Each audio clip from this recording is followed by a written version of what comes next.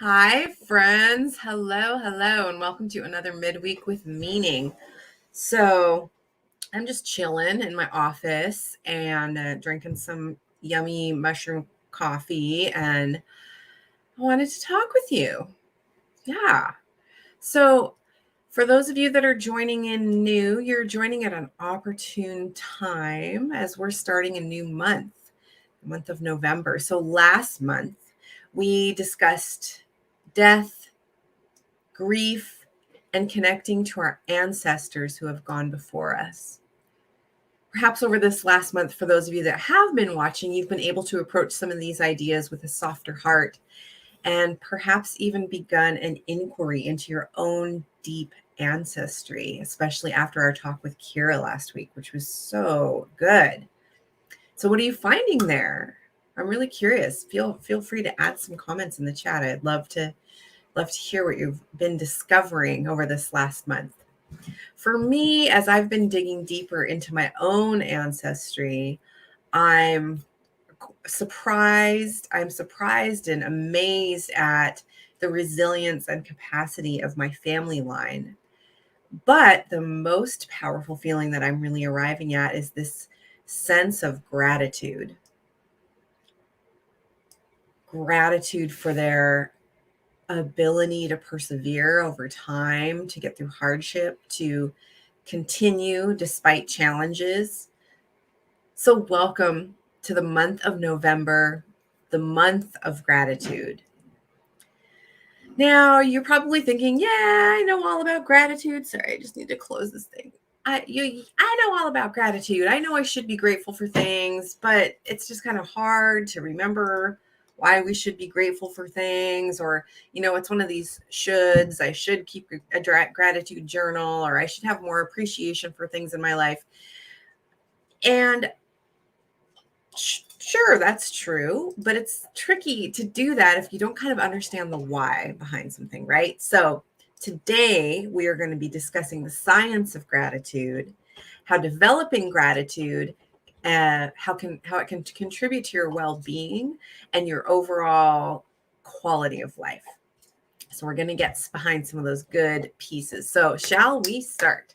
So I am Angela Ward. I am a registered nurse and soul midwife, CEO of Guardian at the Gateway, where we help people to journey within and return renewed and reconnected to themselves. If you're watching on Facebook, please make sure to give StreamYard permission to show me who you are if you comment in the chat. And if you're watching the replay, please put replay in the comments, and feel free to pop anything in the chat anytime as we're going through. If there's questions, I will do my best to get to them. And of course, I love to hear, what this is bringing up for you.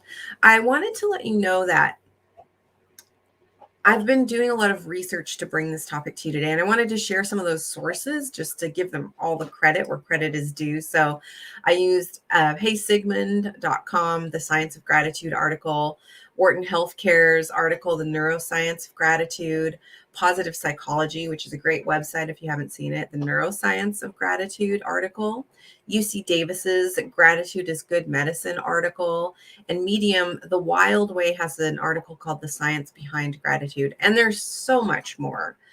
So if you want to know more about those, you can just do your search for them, of course. So are you ready? Let me know where you're watching from. Give me a thumbs up, some hearts, some likes. It helps me know that there's real people in the world that are watching. And get ready to take notes because this is going to be good. All right.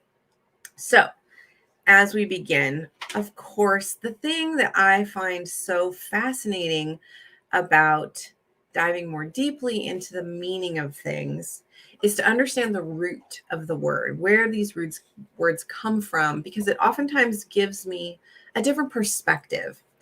So the root of the word gratitude itself, as we understand it, comes from the mid 15th century, which means goodwill, coming from medieval Latin. The meaning of thankfulness-ish is from the 1560s, but all of these words come from an older Proto-Germanic root word meaning to praise or celebrate. which I think is really cool. So goodwill, praise, and celebration. And one thing that I thought was so interesting was understanding the difference between gratitude and thankfulness. So, as I'm talking here, I'd like you to just take a moment and try on that sensation of what it feels like to feel gratitude. What does grateful feel like? And then take a moment, shake that off, and feel what it feels like to feel thankful. Like if you were just saying thanks to somebody. They're similar, but slightly different. And I think the words get mixed together oftentimes in the work, in the world. But I found this really cool definition from the Century Dictionary that said, grateful often expresses the feeling and the readiness to manifest the feeling by acts, even a long time after the rendering of the favor. So grateful often expresses the feeling and the readiness to manifest the feeling by acts, even after a long time by rendering of the favor. So someone does a thing and it creates this this feeling that even much further after it happens, you still have that feeling of gratefulness, of gratitude. Thankful refers rather to the immediate acknowledgement of the favor by words. Isn't that interesting? Um, I wonder if that resonates with you in any way. I found that kind of like, oh yeah, it's a lot different to be like, oh, thanks, you know, thanks for picking that up for me, or, whatever. People say thank you a lot for little things here and there, and they just don't have the impact. But that feeling of gratitude is very different, right? So there is a growing body of research confirming that an ounce of gratitude is worth a pound of cure.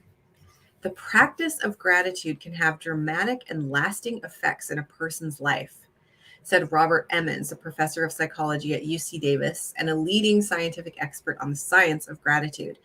I believe he wrote the article at the Positive Psychology page. So what he shared was that it can lower blood pressure, improve immune function, excuse me, and facilitate even a more efficient sleep. Gratitude reduces lifetime risk for depression, anxiety, and substance abuse disorders, and it is a key resiliency factor in the prevention of suicide. That's a quote that Dr. Emmons shared. So this is amazing. This is just a few little things. We're going to get into more of the science here in a second, but the fact that it is a key resiliency factor in the prevention of suicide is amazing. It reduces your risk for depression, anxiety, and substance use. Practicing gratitude also affects our behavior, of course. So studies are showing that grateful people engage more in exercise. They tend to have better dietary behaviors, are less likely to smoke and abuse alcohol, and have higher rates of medication and well-being adherence. So if they've been given a prescription or a lifestyle modification by their healthcare provider, they tend to do those more. These are all factors that translate into a healthier and happier life. So gratitude involves noticing the goodness of the world, but it doesn't mean being in a Pollyanna state or being blind to the tough stuff or the mess that can show up all from time to time in our lives. Gratitude instead makes sure that in the midst of the things that serve up a good dose of negative feelings, we don't lose sight of the good. So, wow. Gratitude can foster relationships between people. Gratitude shows that we are good to be in relationship with and that we appreciate certain things without expecting them in return. Gratitude reinforces generous behavior and increases feelings of connectedness, security, and belonging. That sense of belonging, that sense of connectedness and security, I think, is one of the key missing elements in our society today. There are some clients in my Spark Vitality Collective and our community that we've created there that I think are able to tap into gratitude by having that container of connectedness. And there's a quote here, if Gretchen happens to be watching, this one made me think of you, from William James. He said, "The deepest craving of human nature is the need to be appreciated." So by offering gratitude to someone, it really fosters that sense for them of that appreciation, which is just such a beautiful thing to connect with one another. So let's dive into some other of the science. I'm not going to tell you the studies and all that. I'm just going to read off some of the evidence we're discovering around the importance of why, like what happens, why is gratitude good for you? So keeping a gratitude diary for 2 weeks produced sustained reductions in perceived stress, 28%, and depression, 16% in healthcare practitioners. Pretty amazing, right? So for people that are working in the healthcare field, especially over the last 2 years and even beyond, it can be a really difficult place to work. And just the simple act of keeping a gratitude diary for 2 weeks improved the perception of stress and depression for those people. Gratitude is related to a 23% lower level of stress hormones, of cortisol, so it decreases cortisol. Practicing gratitude led to a 7% reduction in biomarkers of inflammation in patients that had congestive heart failure. Let me say that again in case you're not quite getting the impact of that. Practicing gratitude led to a 7% reduction in biomarkers of inflammation in patients with congestive heart failure. What that is saying is gratitude decreased inflammation. It actually allowed that stress and inflammation to decrease.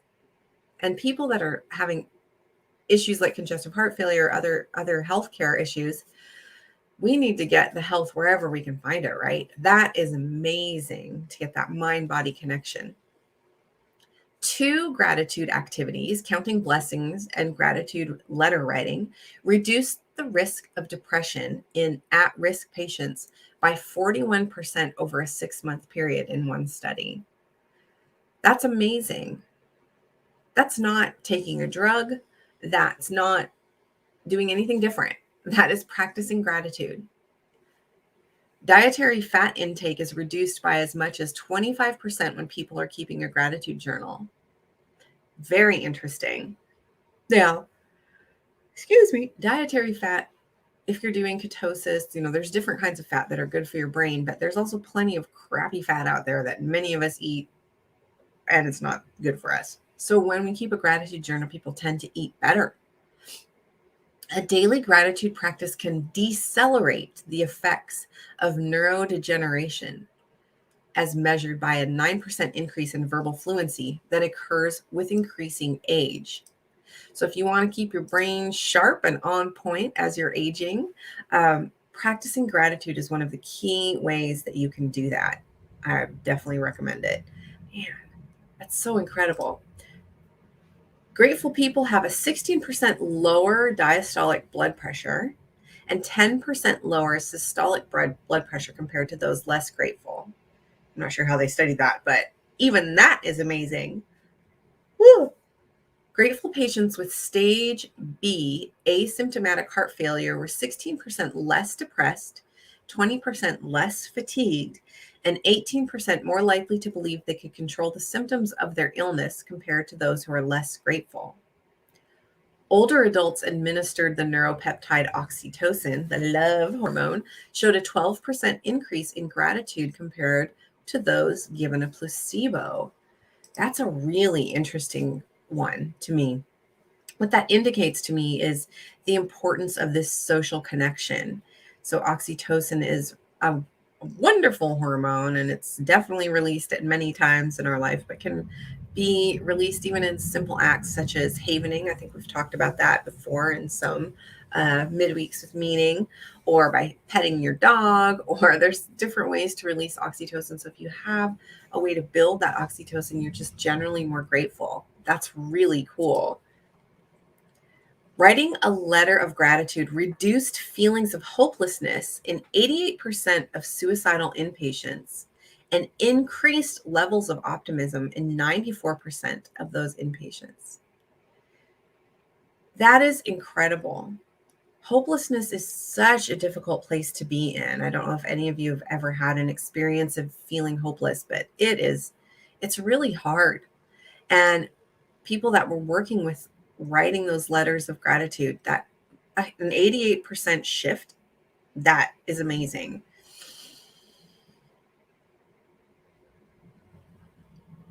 This says that grateful people have between 9 and 13% lower levels of hemoglobin A1C, a key marker of glucose that plays a significant role in the diagnosis of diabetes. That's an amazing marker.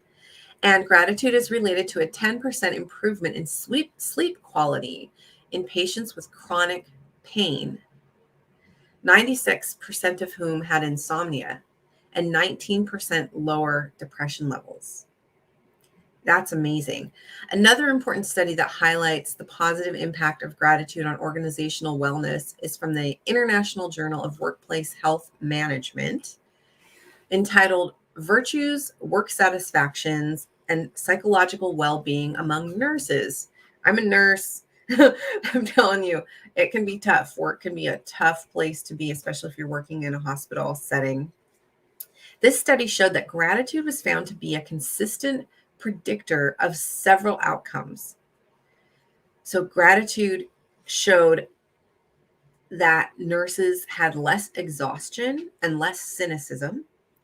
They had more proactive behaviors, a higher rating of the health and safety climate, higher job satisfaction, fewer absences due to illness. And I can imagine they were only nicer to their patients as well. So what do you think about this? Are you feeling a little more convinced that the practice of gratitude is actually as healthy for you as getting good sleep? It's as healthy for you as eating well and exercising. It can have profound impacts on your day-to-day health and well-being. So a gratitude practice you can even consider as kind of a selfish act for yourself, right? Because it's helping you to heal. Some other cool things: when we express gratitude and receive the same, our brain releases dopamine and serotonin, which is part of, can you guys see this on my coffee mug? I got this crazy coffee that's mushrooms, but it says, oh, wait, look, does it say it? No, I don't think you can see it. It says dopamine, oxytocin, serotonin, and endorphins. Things I love.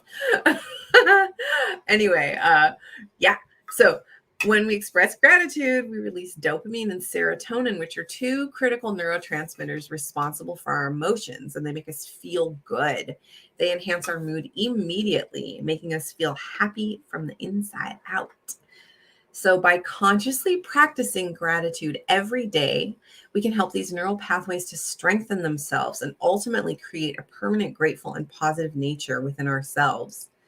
I think the results of that are fascinating. Absolutely fascinating. So, how can you bring this more into your life? I've shared on multiple midweeks with meaning the importance of a gratitude practice of some kind. A gratitude journal is a really great component, and I definitely include that as part of my own journaling practice. Now, I know there's many of you out there that do not journal, and why not? Because I know it can be challenging, but it's really healthy to have a space where you can just work with your own thoughts and also track them over time. There is something valuable about being able to kind of look back on these things and be like, oh yeah, my coach Adele has us practice do a gratitude practice daily of 10 things we are grateful for and why, which is the essential piece of really bringing it in instead of just being like really superficial. I'm grateful that I don't know, have a tasty beverage. It's less about that, and it's also not about comparison. So when I'm working on this gratitude practice, I'm not saying I am grateful for coffee because other people don't have coffee, right? That doesn't help. That's like Like, what actually is enhancing your life? What creates that feeling? That feeling, right? What creates that feeling of gratitude? Like, for example, I'll give an example of when that feeling was generated for me. Um, when I was very first starting my business, I had taken a loan from a friend to do my nurse coaching training. And I had been diligently making payments. And then out of nowhere, this person forgave my debt. And when I'm telling you this, it brings tears to my eyes. They had read the book Sacred Economics by Charles Eisenstein, which talks about gifting. And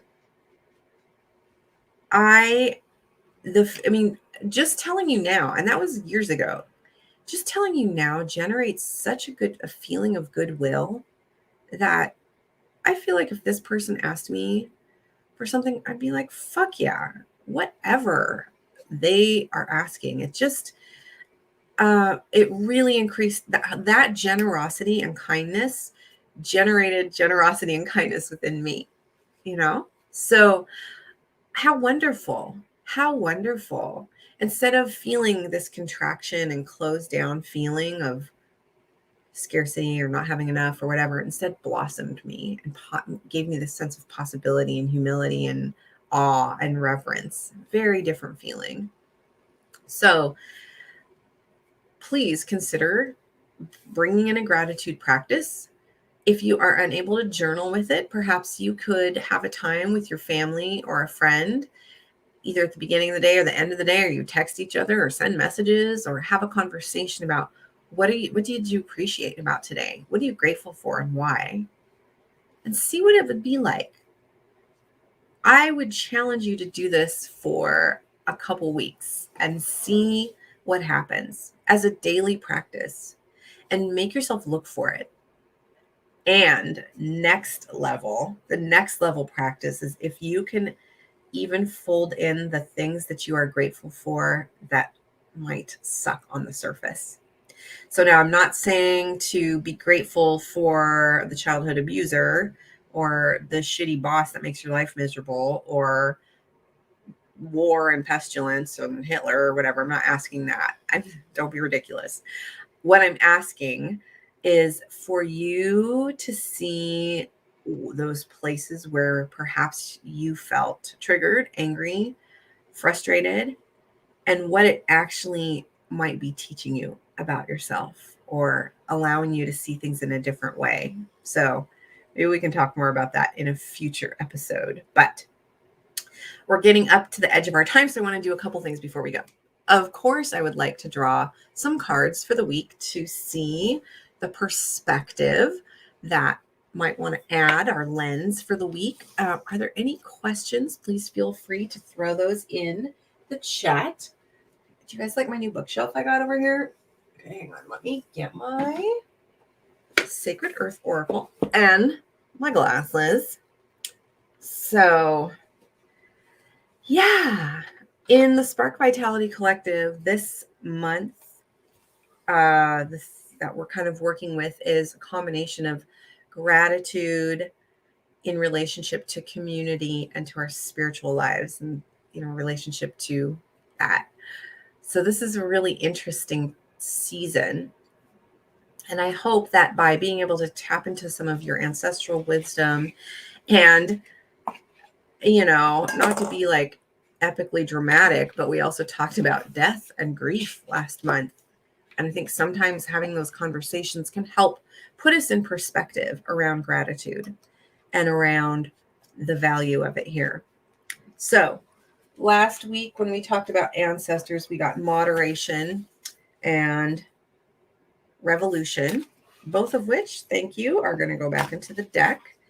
And again, thank you, Ellie, for this gift of this deck. It's the Sacred Earth Oracle. And I might need some more light. Let's see here. How do we get more light? I'd open the window, but I think it would make it bright on my face. See, and then I'm like, oh, maybe that works better. What do you guys think about this? What are you going to try? What are you going to try for your gratitude practice? So I want you to pop it in the chat for me and let me know that there's some kind of, you guys are awake out there. You're watching. You're getting it. I want to see what's landing for you. Or if you're not sure what the gratitude practice is you're going to try, what health benefit most surprised you? What's surprising you the most about the benefits of gratitude? Okay. I'm consulting the cards. What lens do they want to offer this week around this gratitude piece? Wow, I'm throwing the cards everywhere.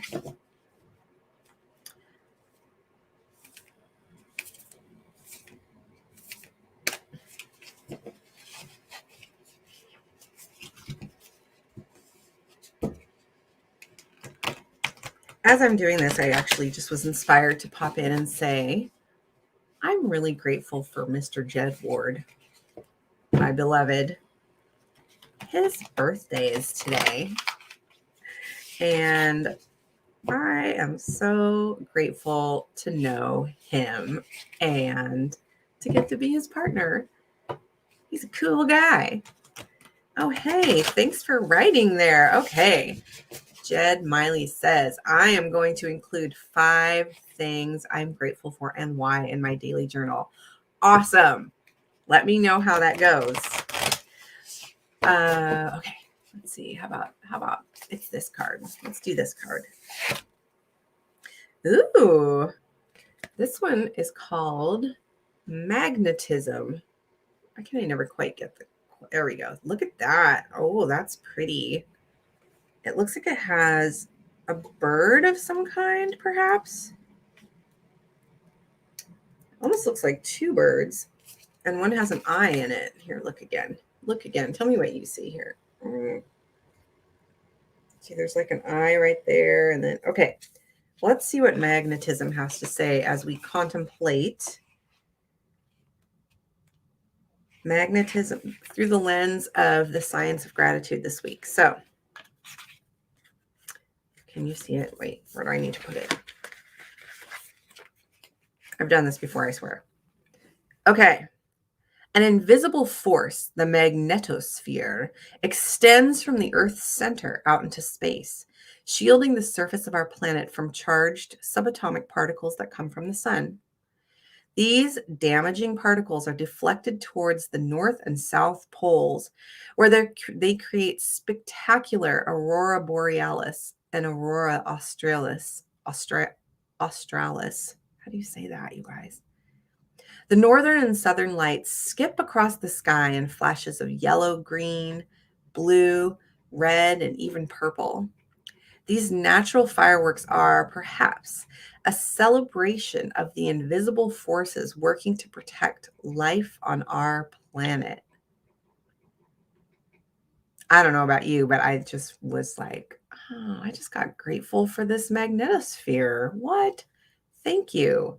And also praise and celebration, right? When I talk, that links us back to the beginning of this talk when we were talking about the meaning, the root of the word is celebration and praise. Wow. Magnetism is created by the swirling motion of the molten iron around our Earth's solid iron core. Without movement, there is no magnetism. The consequences of your actions extend beyond your immediate sphere. Let me say that again in case you didn't get that. The consequences of your actions extend beyond your immediate sphere. The stronger the action, the greater the influence. This is a perfect card to consider in relationship to gratitude, right? The action, gratitude is an action. It's an energy. It's an energetic action. And it creates something around it. Yes, I love this. One other meaning of this card that I want to read because it jumped out at me.